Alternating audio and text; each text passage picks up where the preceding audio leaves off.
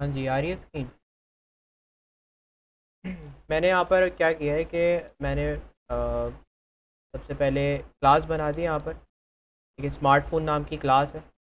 ठीक है, नहीं आ रही? मैं वापस शेयर कर देता हूँ, आप आगे। ठीक है, तो मैंने यहाँ पर स्मार्टफोन नाम की क्लास बना दी है और अब मैं इसके अंदर क्या बना रहा था, एक कंस्ट्रक्टर बना रहा था। और कंस्ट्रक्टर की टाइप यहाँ पर कौन सी थी? Parameterise constructor. पैरामीटराइज इसको इस वजह से कहते हैं क्योंकि इसके अंदर हम पैरामीटर्स बना रहे होते हैं, जैसे कि आपको नज़र आ रहा होगा। ठीक है, मैंने यहाँ पर 4 पैरामीटर्स बनाए हैं एंड वन ऑफ देम मैंने यहाँ पर प्रिंट कर दिया है, जैसे फ़ोन रैम आपको नज़र आ रहा होगा कि मैंने यहाँ पर प्रिंट किया हुआ है।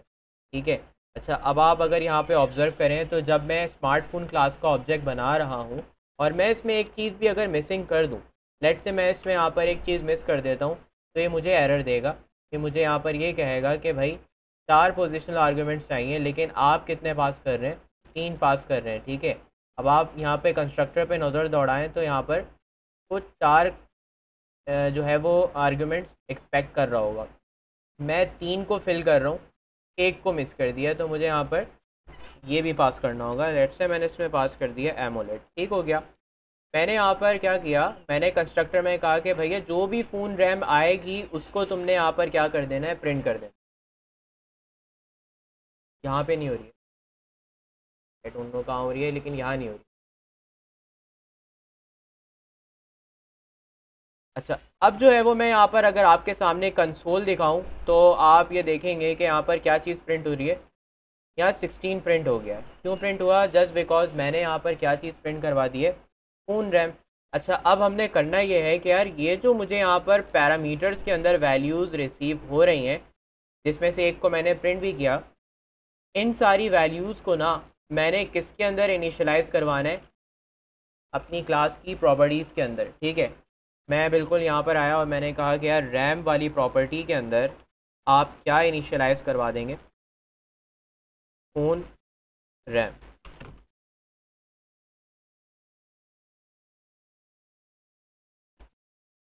ठीक है, अब फिर मैंने यहाँ पर कहा कि यार जो रोम की प्रॉपर्टी है ना क्लास की, उसके अंदर आप क्या इनिशियलाइज़ कर दें? फ़ोन रोम कर दें।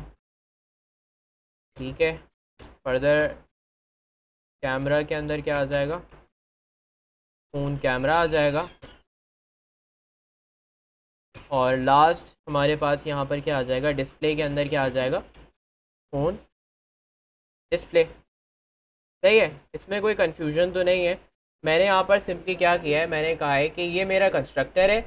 जब भी मैं अपना ऑब्जेक्ट बनाऊँगा तो मुझे इसमें चंद पैरामीटर्स पास करने होंगे, चंद आर्ग्यूमेंट्स पास करने होंगे। तो जो आर्ग्यूमेंट्स मैं पास करूँगा, लाइक फ़ोन रैम, फ़ोन रोम, कैमरा और फ़ोन डिस्प्ले, इन तमाम आर्ग्यूमेंट्स को मैं फिर किसके अंदर सेट करवा दूँगा? रैम, रोम, कैमरा, डिस्प्ले, जो कि क्लास की अपनी खुद की प्रॉपर्टीज़ हैं। सही है, मेरा ये ऑब्जेक्ट यहाँ क्या ज़रूरत क्या होती है जब भी हमने ऑब्जेक्ट्स को डिफरेंटली इनिशियलाइज़ करवाना होता है ना। जैसे मैं कल प्रीवियस क्लास में मैंने एग्जांपल करवाई थी कि मैंने एक बनाया था नोट 12 करके ऑब्जेक्ट बनाया था, और एक मैंने बनाया था नोट 12 लाइट। का रिज़ल्ट हमारे सामने क्या आ रहा था कि दोनों के लिए ही रैम 8 प्रिंट हो रही थी, रोम 128 दोनों का आ रहा था। जबकि ऐसा होना चाहिए ना कि लाइट वाले का जो रोम है वो कम होगा, रैम भी कम होगी, लेकिन ऐसा नहीं हो रहा था हमारे केस में। ठीक है, तो इसी वजह से मैंने अब यहाँ पर इसका सहारा लिए, पैरामीटराइज कंस्ट्रक्टर का। ठीक है, डिफ़ॉल्ट मैं बता चुका हूँ, पैरामीटराइज बता रहा हूँ। अब ये होगा कि मैं यहाँ पर एक और ऑब्जेक्ट बनाऊँगा। मैंने इसको नाम दे दिया यहाँ पर क्या? लाइट। मैं इसमें स्पेसिफिकेशंस कम सेट कर सकता, लेट्स से इसको 8, 128। कैमरा मैंने इसका यहाँ कर दिया 58, और डिस्प्ले मैंने इसका सेट कर दिया मिसाल के तौर पर IPS। सही है। अब क्या होता है कि मैं यहाँ पर आया और मैंने ना इसकी अब चीज़ें प्रिंट करनी है। मैंने कहा नोट 12 में जाओ और इसका रैम प्रिंट करो कि कितनी है। इसी तरह नोट 12 लाइट को भी यहाँ पर आप प्रिंट कर दो, ये बताओ कि नोट 12 लाइट जो है उसकी रैम कितनी है। डन। अब मैं इसको प्रिंट करता हूँ आपके सामने कंसोल पर, यू विल सी कि यहाँ पर 16 एंड 8 आ रहा है।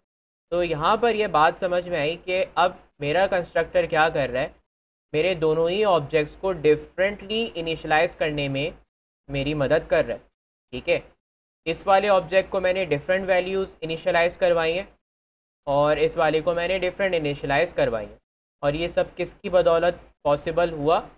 पैरामीटराइज कंस्ट्रक्टर की मदद से ये चीज़ पॉसिबल हो सकी। अच्छा, अब इसमें मैं आपको और कुछ चीज़ें बताता हूँ। अच्छा, एक चीज़ ऑब्ज़र्व करो कि मैंने इनको फ़ोन और फ़ोन स्टार्टिंग में प्रीफिक्स में फ़ोन दिया हुआ है। क्या मैं ज़रूरी यहाँ पे फ़ोन लिखूँ? मैं अगर डायरेक्ट रैम लिख दूँ, मैंने इसको रैम कर दिया, इसको रोम कर दिया, एक कैमरा हो गया, और इसको मैंने क्या कर दिया? डिस्प्ले कर दिया। अब यहाँ पर भी नाम चेंज करने होंगे या नहीं करने? मैंने इसको कर दिया रैम। अच्छा, बाय द वे मुझे ये बताओ, राइट साइड वाले कौन से हैं? राइट साइड वाले कौन से हैं? पैरामीटर्स हैं। ठीक है, और लेफ़्ट साइड वाले कौन सी हैं? क्लास की अपनी प्रॉपर्टीज़ हैं जिनमें मैं वैल्यूज़ असाइन करवा रहा हूँ। ठीक है, इसमें कंफ्यूज नहीं होइएगा।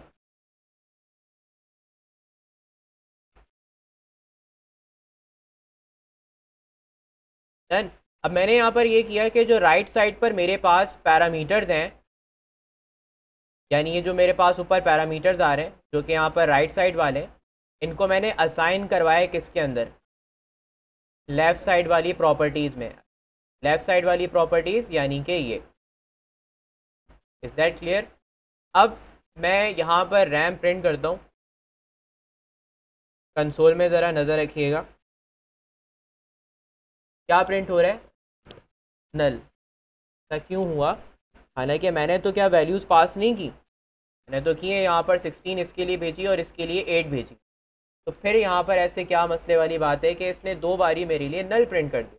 भाई सिंपल सा यहाँ पर सिंपल सी बात यहाँ पर यह है कि आपको तो ये बात पता है कि ये जो पैरामीटर्स हैं ये राइट साइड वाले और जो लेफ़्ट साइड वाले हैं वो क्लास की प्रॉपर्टीज़ हैं। ये बात आप जानते हैं, लेकिन आपका कंपाइलर नहीं जानता। कंपाइलर कंफ्यूज हो रहा है, वो ये नहीं समझ पा रहा कि ये लेफ़्ट साइड वाली प्रॉपर्टीज़ हैं या राइट साइड वाले पैरामीटर्स हैं। वो इस चीज़ में कंफ्यूज हो रहा है क्योंकि नाम दोनों के सेम सेम है ना। इसका नाम भी रैम है और क्लास की प्रॉपर्टी का नाम भी रैम है। इसका नाम रोम है और क्लास की प्रॉपर्टी का नाम भी रोम है। तो अब कंपाइलर को ये चीज़ कैसे इंडिकेट करें, उसको कैसे बताएं कि भाई लेफ़्ट साइड वाली प्रॉपर्टीज़ हैं और राइट साइड वाले पैरामीटर्स हैं? कंपाइलर को ये चीज़ बताने के लिए, समझाने के लिए आपने ना एक कीवर्ड का इजाफा करना है जिसको कहते हैं दिस। दिस का कीवर्ड मैंने यहाँ पर कहा कि दिस डॉट रैम। दिस का कीवर्ड किस चीज़ को रिप्रेजेंट करता है? क्लास की अपनी ज़ाती प्रॉपर्टीज़ को। ठीक है, कि this RAM belongs to the class. ठीक है, दिस रोम, और ये क्या हो जाएगा? This camera, this play. तो अब कंपाइलर की कंफ्यूजन दूर हो जाएगी। अब चेक करते हैं कंसोल में, अब आ गई है 16 और 8, और अब कोई यहाँ पर कंपाइलर को कंफ्यूजन नहीं हुई, जस्ट बिकॉज मैंने दिस के कीवर्ड का इजाफा कर दिया। जब आप दिस लगा देते तो कंपाइलर समझ जाता है कि आप क्लास की प्रॉपर्टी के अंदर कोई वैल्यू असाइन करवा रहे हैं। ठीक है, लेकिन बात यह है कि अभी ऐसा हो रहा है कि ये वैल्यू मैंने भेजी किसके अंदर?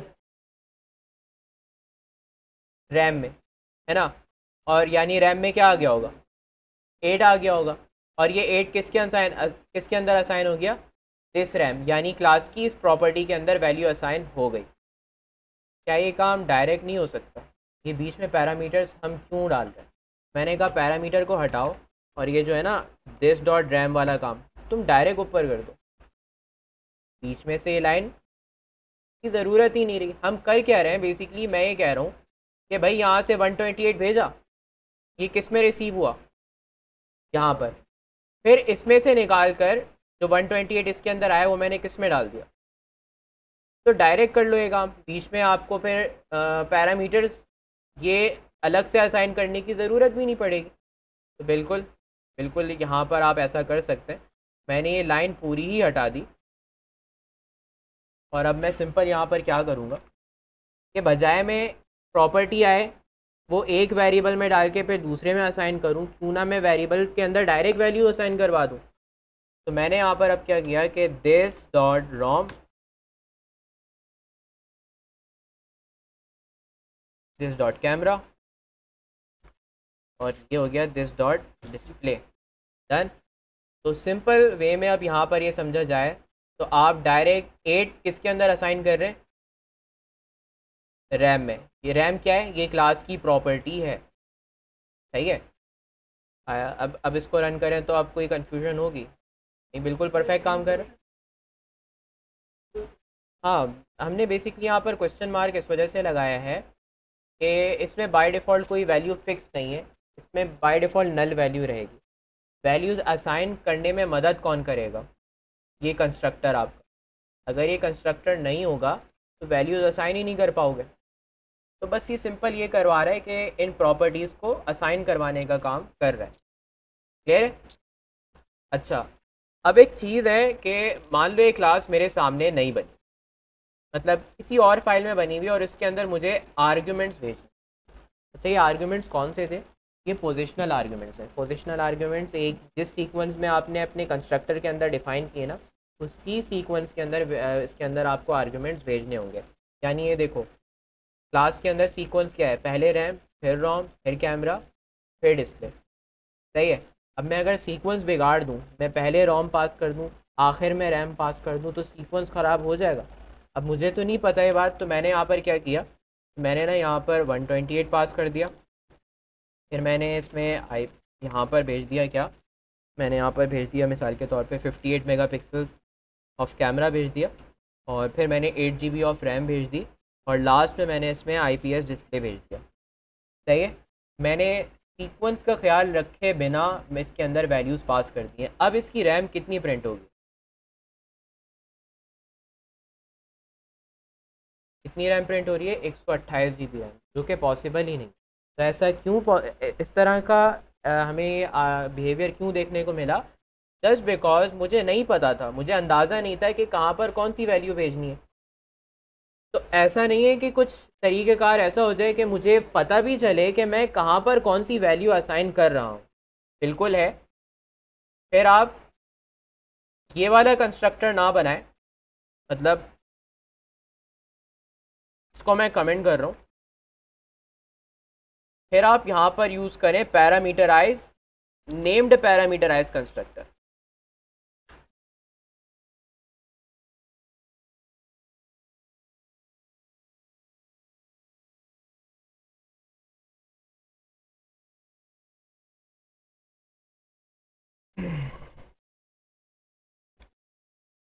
नेम्ड का मतलब कि अब मैं इसमें कोई भी वैल्यू भेजूंगा तो वो विद नेम जाएगी। विद नेम से क्या मुराद है, मैं ये चाहता हूँ कि यार मैं जब भी इसमें कोई वैल्यू असाइन करूँ ना, तो बाय नेम वैल्यू भेजूँ इसके अंदर। इसके लिए ना आपको एक छोटी सी चीज़ बस ये करनी है कि इसके स्टार्टिंग में कर्ली ब्रेसेस ओपन करना है, ठीक है, और आखिर में कर्ली ब्रेसेस को क्या करना है, क्लोज करना है। अब ये बन गए आपके नेम्ड पैरामीटर्स। नेम्ड पैरामीटर से क्या मुराद है, ये देखो, अब यहाँ एरर आने लग गई है, सही है। मैं सारी वैल्यूज़ को हटाता हूँ, देखो अब विद नेम वैल्यूज़ जाएंगी, ठीक है। पहले हम डायरेक्ट पोजिशनल आर्ग्यूमेंट्स भेज रहे थे, बट अब विद नेम वैल्यूज़ जाएंगी। ये देखो, अब मैं यहाँ पर भले से कुछ भी यहाँ पर जो है वो इसका ऑर्डर रखूँ, मसले वाली बात ही नहीं, ठीक है।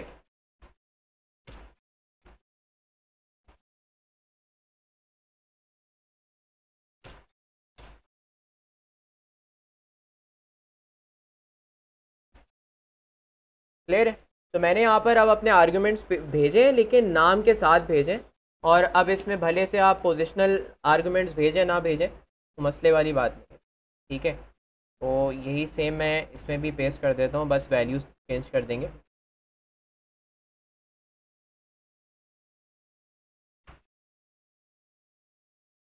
अब मैं अगर इसे रन करूँ तो कोई मसला होगा, कोई मसले वाली बात नहीं है, बिल्कुल परफेक्ट काम कर रहा है। लेकिन अब मुझे अंदाज़ा हो रहा है कि मैं कौन सी वैल्यू किसके अंदर असाइन कर रहा हूँ, और ये कैसे पॉसिबल हुआ, नेम्ड बनाकर, सही है। मैंने इसको नेम्ड पैरामीटराइज नेम्ड बना दिया। और ये कैसे हुआ कि मैंने स्टार्टिंग में और एंड में इनको क्या बना दिया, कर्ली ब्रेसेस लगाकर मैंने नेम्ड पैरामीटर्स बना दिए। ठीक है, नहीं ना, अभी तो सब्र करो, अभी बहुत कुछ है। है? पर से तो जाना नहीं चाहिए। और क्या बताना था मैंने, नहीं नहीं नहीं, नहीं वेट करो। हाँ, डिफ़ॉल्ट पैरामीटर्स, मिसाल के तौर पर देखो, अब मैंने ना यहाँ एमोलेड नहीं दिया, सही है, तो उसने मांगा भी नहीं मुझसे। यहाँ पर मैंने इसको एमोलेड वैल्यू नहीं पास की, या फिर मैंने यहाँ पर नीचे यहाँ पर इसको एमोलेड वैल्यू नहीं दी, सही है। तो अब मुझे बताओ, अगर मैं इसका यहाँ डिस्प्ले प्रिंट करूँ तो क्या प्रिंट होगा। इसका डिस्प्ले प्रिंट किया मैंने, और मैंने नोट 12 का भी डिस्प्ले प्रिंट किया, बताओ इन दोनों का डिस्प्ले क्या आएगा। एग्जैक्टली क्योंकि मैंने नीचे वाले को कोई वैल्यू पास नहीं की, सही है। तो इसने मुझसे यहाँ पे वैल्यू मांगी, तो इसने वैल्यू नहीं मांगी, लेकिन मैं ये चाहता हूँ ये थोड़ा सा खुद स्मार्टली काम करे कि अगर मैंने इसको कोई वैल्यू नहीं दी तो ये खुद से एक डिफ़ॉल्ट वैल्यू पास कर दे। ठीक है, तो डिफ़ॉल्ट वैल्यू पास करने के लिए हम ये करेंगे कि दिस डॉट डिस्प्ले के आगे असाइनमेंट ऑपरेटर लगाकर मैंने इसको कहा कि ये तुम्हारी डिफ़ॉल्ट वैल्यू है, अगर तुम्हें कोई वैल्यू नहीं पास की गई तो तुम इसे बाय डिफ़ॉल्ट क्या रखोगे, IPS रखोगे। अब नल प्रिंट होगा, बताओ। अब IPS आ रहा है जस्ट बिकॉज मैंने अपने कंस्ट्रक्टर के अंदर एक डिफ़ॉल्ट वैल्यू पास कर दी है और वो उसके अकॉर्डिंगली काम करेगा। बट अगर मैं यहाँ पर इसको डिस्प्ले प्रोवाइड करूँ, अब प्रायोरिटी किसको मिलेगी, इसे मिलेगी या मेरी डिफ़ॉल्ट वैल्यू को मिलेगी, बताएं। इसको मिलेगी ना जो आपने पास की है, ये प्राइमरी वैल्यू है हमारी। तो अब क्या आ रहा है, TFT आ गया। और अगर नहीं बताओगे तो कोई मसले वाली बात नहीं है, वो क्या करेगा, IPS यूज़ कर लेगा, सही है। अच्छा, मैंने ना यहाँ रैम मिस कर दी। अब फ़ोन के अंदर रैम तो भाई मोस्ट इम्पोर्टेंट है, डिस्प्ले भी इम्पोर्टेंट है, लेकिन रैम मैं कह रहा हूँ क्या लाजमी चाहिए। मतलब चलो डिस्प्ले तो वो कौन सा लगा देगा, IPS लगा देगा, लेकिन रैम तो लाजमी चाहिए, रैम तो लाजमी बतानी है। तो जब बात आ जाती है ना लाजिम की, ठीक है, तो ना आप रिक्वायर्ड पैरामीटर्स बना सकते। मिसाल के तौर पर मैंने रैम के पहले लिख दिया कीवर्ड रिक्वायर्ड, कि भाई रैम रिक्वायर्ड है, इसे मिस नहीं कर सकते, ये लाजमी है, और अगर आप मिस कर रहे हैं तो वो आपको एरर देगा। ये देखें, यहाँ एरर आने लग गई है, ठीक है। यहाँ क्या कहा जा रहा है कि RAM is required, you have to pass the RAM, otherwise ये आपको एरर देता रहेगा, आपका ऑब्जेक्ट नहीं बनता। तो मैंने अब यहाँ पर रैम के अंदर 8 पास कर दिया, नहीं पास करूँगा तो एरर देता रहेगा। बात समझ में आ रही है? तो मैंने आपको यहाँ पर बताया क्या, डिफ़ॉल्ट वैल्यू, ठीक है। और मैंने फिर आपको यहाँ पर इसके बारे में बताया, रिक्वायर्ड पैरामीटर के बारे में बताया। किसी भी चीज़ को रिक्वायर्ड करना चाहते हो तो उसके आगे आप रिक्वायर्ड लिख सकते हो, ठीक है भाई। ये चीज़ समझ में आई है या नहीं? रिक्वायर्ड का सिंपल सा फंडा ये है कि देखो मैंने रिक्वायर्ड हटा दिया ना, और यहाँ पर भी मैंने रैम पास नहीं की, ठीक है। अब ना मैं यहाँ पर आकर रैम प्रिंट करता हूँ, मैंने कहा रैम इस फ़ोन की बता दें, तो वो क्या बताएगा, जस्ट बिकॉज मैंने रैम ना प्रोवाइड की, ना मैंने उसमें कोई डिफ़ॉल्ट वैल्यू असाइन की, लेकिन रैम तो एक ऐसी चीज़ है जो फ़ोन के लिए मस्ट होती है, लाजिमी चाहिए होती है, ठीक है।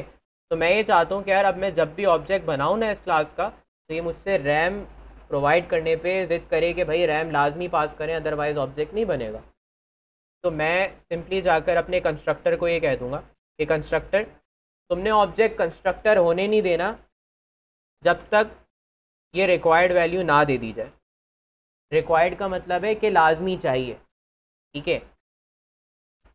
तो जब तक मैं अब रैम असाइन नहीं करूँगा, ऑब्जेक्ट बनने नहीं देगा मेरा कंस्ट्रक्टर, ठीक है। ये देखें, एरर आ रहा है, वो ये कह रहे हैं कि RAM is required but there is no corresponding argument. RAM required है लेकिन आप आर्गूमेंट नहीं पास कर रहे। तो जैसे ही मैं रैम पास कर दूंगा तो ये एरर भी चला जाएगा। बात समझ में आएगी? आई होप सो कि आपको ये चीज़ समझ में आई होगी। तो अब इसी चीज़ से रिलेटेड एक टास्क है कि प्रैक्टिस करनी है। ऐसे इसमें प्रैक्टिस करने लायक तो कुछ भी नहीं है, बट चलो खैर, करना चाह रहे हो तो कर लो। बाकी मैं साथ ही साथ ना एक टास्क भी दे रहा हूँ, इसमें ये सारी चीज़ें आ जाएंगी, क्लासेस आ जाएंगी, ऑब्जेक्ट्स आ जाएंगे, प्रॉपर्टीज़ मेथड्स आ जाएंगे, और टाइप्स ऑफ मेथड्स भी आ जाएंगे, कंस्ट्रक्टर्स आ जाएंगे, और ये जो चीज़ें अभी पढ़ाई ये सब आ जाएंगी। अब तक जो चीज़ें पढ़ाई हैं उस टास्क के अंदर इंक्लूडेड होंगी, बाकी इसकी भी पिक्चर मैं दे रहा हूँ, वीडियो भी मिल जाएगी भाई। आ रही है ना स्क्रीन?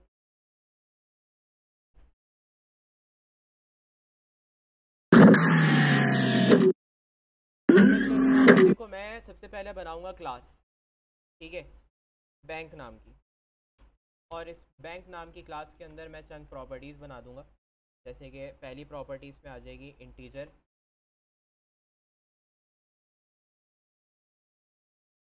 करंट बैलेंस, फिर आ जाएगा क्या, स्ट्रिंग, अकाउंट का टाइटल, ठीक है, मेंशन कर देते हैं ऊपर कि भाई ये क्या है, ये प्रॉपर्टीज़ हैं, ठीक है। एंड फर्दर मैंने यहाँ पर बात की हुई है ट्रांजैक्शन लिस्ट की। लिस्ट का मतलब क्या होता है कि एक ऐसी डेटा टाइप के जिसके अंदर बहुत सी चीज़ें बैक वक्त आ सकें।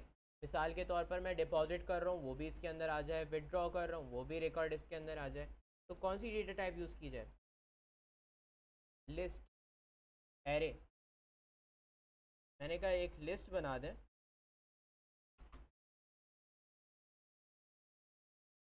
ट्रांजैक्शन लिस्ट है, ठीक है।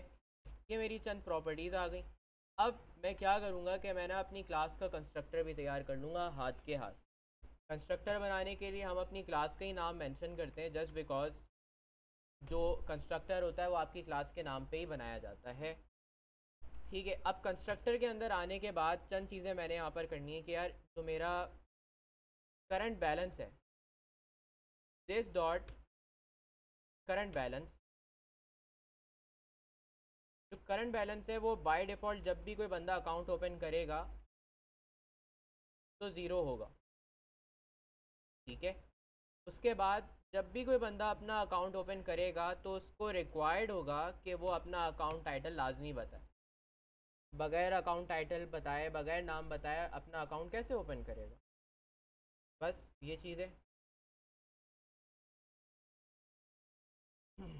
बाकी जो ट्रांजैक्शन लिस्ट है उसको मैं यहाँ पर नहीं रख रहा फ़िलहाल, मैंने यहाँ पर इसको नल चेक जो है नल ऑपरेटर पास कर दी। बस ये मेरा कंस्ट्रक्टर बन गया बेसिक।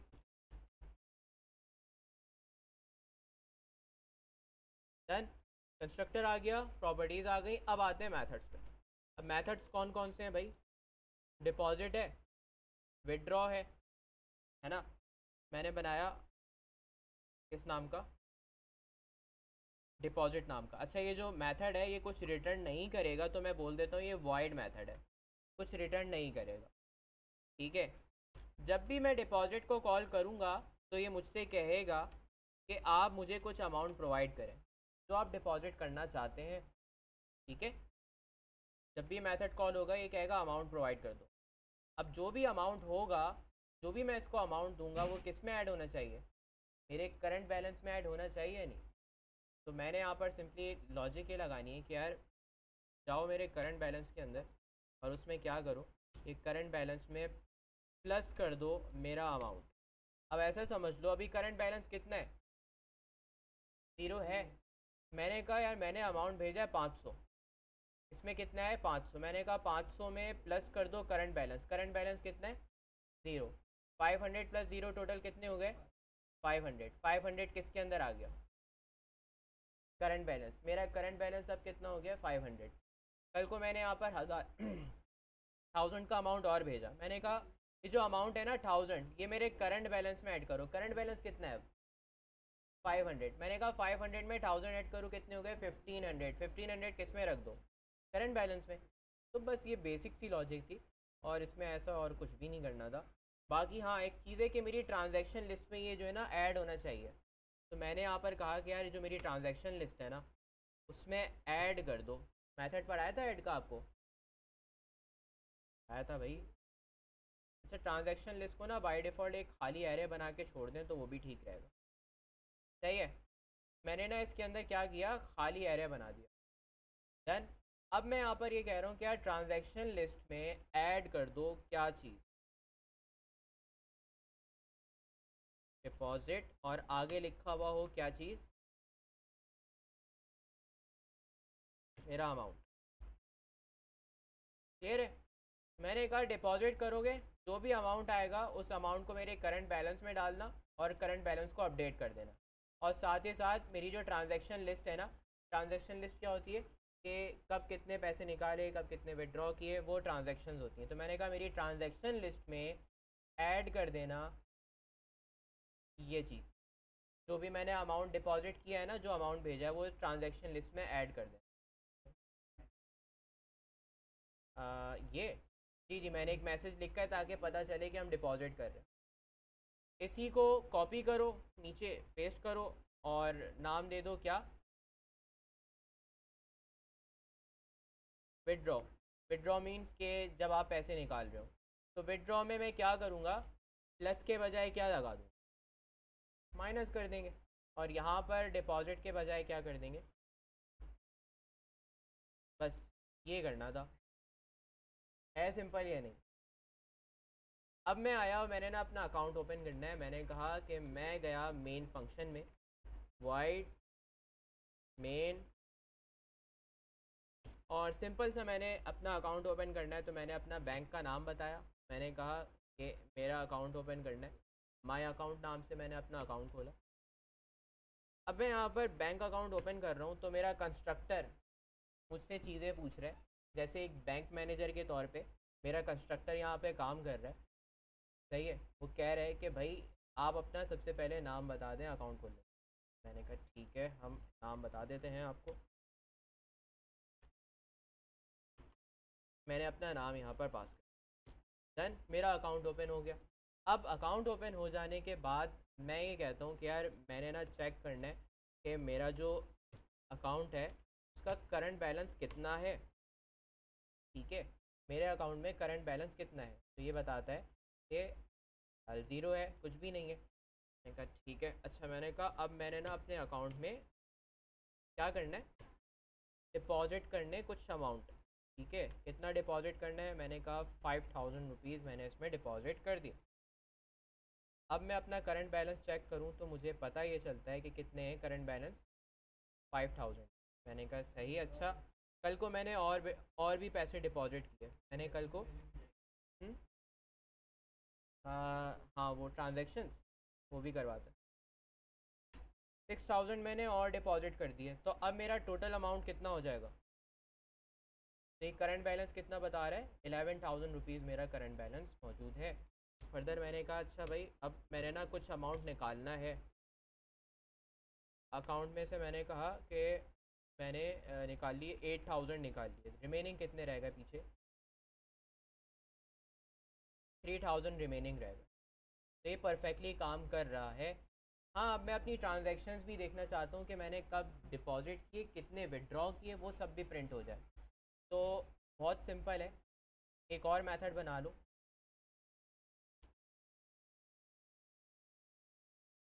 प्रिंट ट्रांजैक्शंस या चेक, हाँ स्टेटमेंट कर लेते हैं। Check statement, bank statement check करना चाह रहे हैं ना हम लोग। तो हमने यहाँ पर कहा कि यार सबसे पहले आपने जाना है ट्रांजैक्शन लिस्ट में। ठीक है, और ना क्या करना है कि उसके हर एक फॉर ईच रिकॉर्ड को, मैंने बाय द वे रिकॉर्ड खुद से नाम दिया है, इसको कुछ भी नाम दे सकते हैं। मैंने कहा हर एक रिकॉर्ड को तुम यहाँ पर क्या कर दोगे, प्रिंट कर देना। डन। तो अब जब भी मैं ट्रांजैक्शन चेक स्टेटमेंट को कॉल करूँगा तो वो मेरे सामने क्या करेगा, तमाम बैंक रिकॉर्ड को प्रिंट कर देगा। और हाँ, साथ में मैं यहाँ पर एक लाइन भी प्रिंट कर दूँ। हाँ, वो समझ जाएगा, मतलब वेरिएबल को तो कुछ भी नाम दे दो ना। तो बस ये है, माय अकाउंट स्टेटमेंट। ठीक है, तो यहाँ पर हम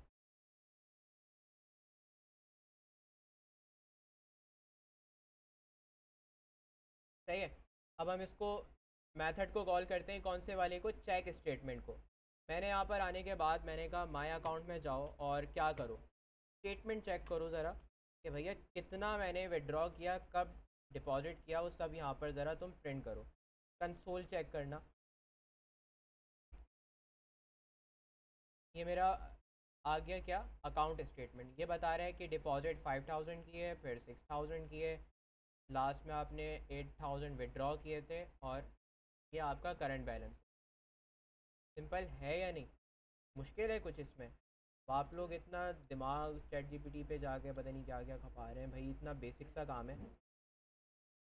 अच्छा, अब मैं एक चीज़ अगर आपको यहाँ पर ये कहूँ, अब इतना आप लोग एटलीस्ट मुझे करके दिखा दिएगा। मैंने ना यहाँ पर 18,000 कर दिए, मेरा करंट बैलेंस कितना था, 5000 6000 कितने हो गए, 11 हो गए, और मैंने निकाल कितने लिए, 18,000।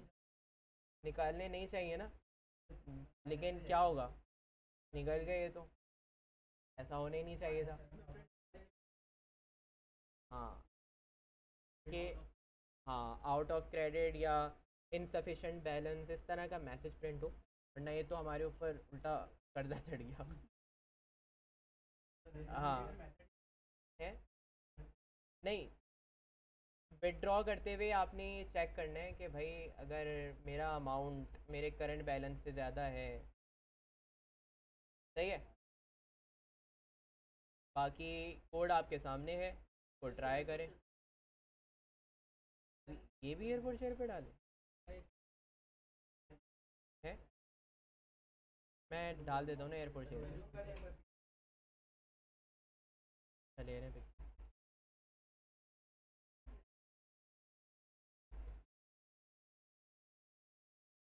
इसमें ना एक और मेथड अच्छा सा ऐसा बना सकते हो जो कि ना आपके अकाउंट की इंफॉर्मेशन प्रिंट कर दे, कि your account title is this, your current balance is this.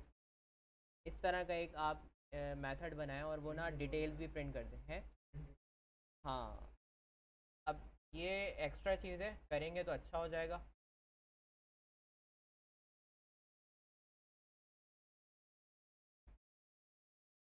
वैसे ही मैंने करवाना नहीं था, बट करवाना पड़ा। अब बारी है कि आप लोग इसको थोड़ा और अच्छा करके बनाएं और इसको हर तरह से टेस्ट करें। अगर आपको लगता है कि इसमें कोई बग्स हैं तो उनको रिमूव करें, लॉजिक्स लगाएं। कोड रख रहा हूँ,